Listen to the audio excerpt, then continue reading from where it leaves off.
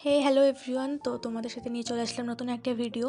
তো আজকে আমি সকাল থেকে ব্লগটা স্টার্ট করছি। তো তোমরা দেখো, প্রথমে রুমটা দেখো একদম অগোছালো হয়ে আছে। এক্ষুনি মা এসে চকাচক করে দেবে, একদম ক্লিন করে দেবে। তো এই দেখো বিছানা আমাদের গুছানো একদম রেডি, আর ঘরটা কত সুন্দর লাগছে। তো একদম ক্লিন হয়ে গেছে, আর এখানে সোফাটুকু একদম ক্লিন হয়ে গেছিলো। তো সকাল সকাল অনেক জামা কাপড় হয়েছিল, তো সেগুলোকে কেচে নিচ্ছিল মেশিনে।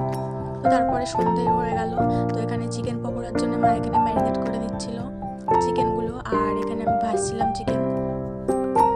তো চিকেনগুলোকে একদম লাল লাল করে ভেজে নিতে হবে। তো ওগুলোকে লাল লাল করে ভেজে নিয়ে তুলে নিয়েছে। রেডি ছিল বেগুনি। তো তারপর সব কিছুই প্রায় রেডি ছিল। মানে শরবত ছিল, গ্লুকন্ডি ছিল, আর ফল পাকড় ছিল, আর কিছু ভাজাভুজি ছিল, আর হাঁড়িতে ঘুগনি ছিল।